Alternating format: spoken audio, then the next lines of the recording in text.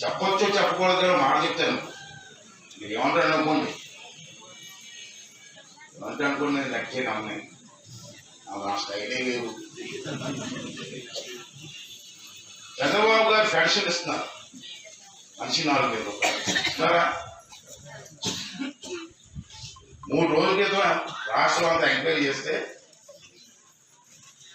తప్పుడు వయసు చేసుకొని 3,20,000 మందికి దొంగ పెన్షన్ తీసుకుంటారు. తప్పు కదండి.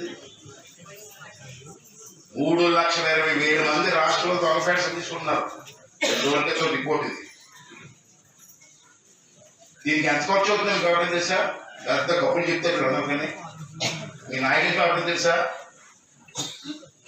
3,20,000 ఇంటూ 4,000 వేయండి, నెలకి ఎంత అవుతుంది?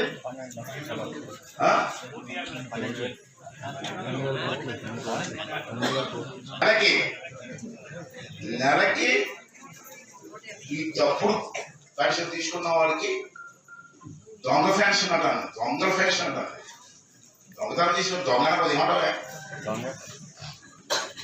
వారికి నెలకి 120 కోట్లు ఇస్తున్నారు. అందరికి కాదు, ఈ దొంగలకి నెలకి. మరి సంవత్సరానికి ఎంత అయింది? 1,440 కోట్లు సంవత్సరానికి.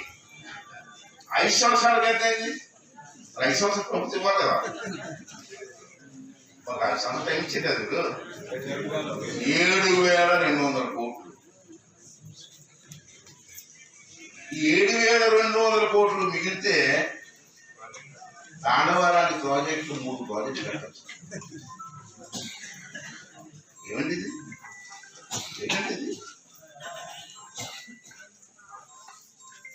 ఇంత డబ్బు అండి. 7,200 కోట్లు అండి. 700 కోట్లు కాదు.